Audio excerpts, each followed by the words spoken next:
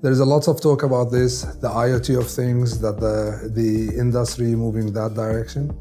But when we look at our region, how the market is shifting, today we think that we want in the machinery industry to have a better, let's say, monitoring, better connectivity to the machines, better, let's say, able to analyze what's happening in the production line and so on. And for that, step by step, the market is getting more connected to the online and getting the machines to. From today until we reach, let's say, that IoT, the connected world, the maybe machine learning, and how efficient, how this will be.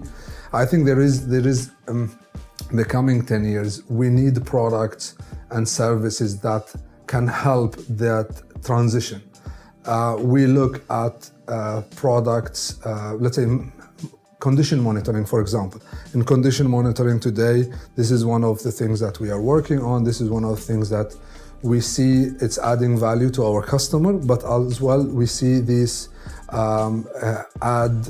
let's say, predictive maintenance. So we can know, okay, we have an increase of vibration or we have an increase of temperature of that machine, so maybe we should look at what is causing that.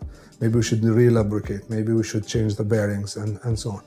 So we are moving into trying to offer services and product that fits and helps the transition. Analyzing these vibrations, analyzing and there is different technologies for allowing this. Today, the market is moving to make things a bit more remotely and more accessible, as more easier. And like for example, if looking at greasing or the lubrication of machine and the greasing, there is like, in a remote areas, in a certain areas where you have a difficult to reach, we have come up with something like the auto lubricator or remote lubricator, where customer can use this and put it, you can do the setup and it will auto lubricate. It gives you the precision, clean, no contamination and so on. And this is how we see step by step that the market in this region will move. Now, we all know that automotive will move to electrical vehicle. Sooner or later, we like it, we don't. The whole market trend is driving electrical vehicle. Now, in this region, Middle East and Africa, where it's a different environment, it's a different, I would think, resources, where maybe petrol cost is cheaper, it's more available, it's easier accessible. We think that the coming 10 years is how we see it. It's going to be more of hybrid cars.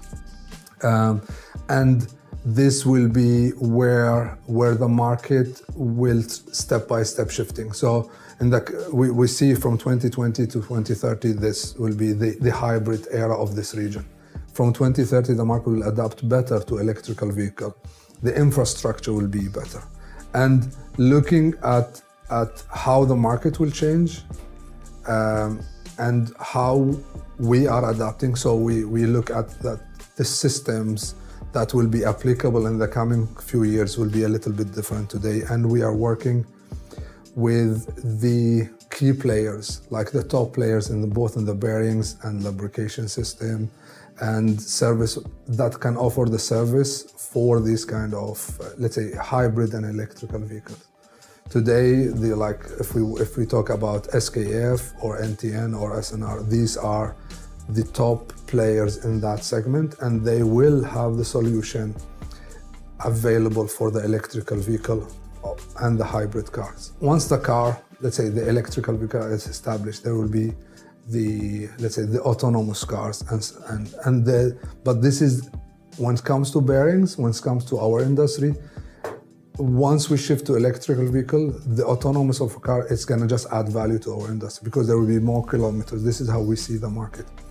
There will be an autonomous car will have 2 to 3 times more kilometer per car, maybe even more compared to a conventional car with a driver.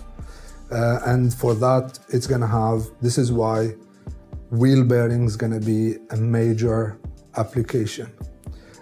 Today, if you look at the conventional engines, which are having tensioners, water pumps, and now as you will not have an engine in the in the future, you will have a different driving models, and for that you will not need the same way the clutch and the tensioners and so on. You will need maybe water pumps, maybe you will need the wheel bearing is going to be, as long as you are on the road, you need smarter, better wheel bearing with ABS technology, with sensors and so on. And we see how we call it the generation 4 and 5 of bearings. Today we already supply generation 3 and 4. In the future there will be a new generation that will have more sensors and more equipped. So moving at that level in the coming, let's say 10 or 20 years, we see there will be much more consumption of wheel bearings compared to the other alternative bearings that today in the market. And this is why we have the right manufacturer like SKF, NTN, SNR to supply these products to the market. If we look at the digitalization of the way we buy, the way we sell, the way we reach a product, I think that will not be much different from any other. Buying your car or servicing your car or buying a product to your car or your machine will move that way. This is why we are working to more or less digitalize the way we work. We are investing in the leading ERP system that can connect both our operation, the warehouse, the logistics, the sales, the marketing, and connecting that to give the customer the best experience. Today we are selling a product that is it's a technical product, which will require a different, I would say a bit of more an advanced way of working or a service digitally. So we are looking at how we will offer this to the customer. So we are moving from the traditional, let's say if looking logistically, today we have 220% increase in transaction. That means that the customer are ordering more regular, smaller shipments rather than bigger orders. So the behavior of a customer is getting more defragmented orders, which is smaller orders, regular, rather than bigger orders. So we are working both from a logistic point of view, from a digital experience, from the way our engineers interact today. We use WhatsApp for business to interact with our end user and end customer to give them like on-spot service or help analyzing an issue they have in their factory, or a customer looking to place a new order, or a customer looking to maybe ask a question. It could be a customer, it could be an engineer. So looking at what the market is moving towards, and as a company, we're gonna have different channels reaching to our customer. That could be e-commerce is one way of reaching to the customer, a digital way to reach to the customer through, let's say, if it's WhatsApp or any other channels, but as well as the way the logistic and the warehousing and the getting to check your, let's say, status of your orders. These are a bit that this is not the trend of our industry. Our industry is a very conventional industry, more face-to-face, but we have seen how the digital and the COVID and 2020 have transformed a lot of businesses in a very short time. So we are moving, for example, to our new facility, which will enable us to have a much better and much more efficient deliveries, much more number of, let's say, an increased number of SKUs. Okay, so we are planning to double our SKUs in 5 years. Now, more efficient, double our order, let's say, number of orders in the coming 2 years. And this is why we are moving to a whole new facility. And then yes, we are digitalizing a lot of our operation. I mean, I get people ask me, so we will have less people or more people in there.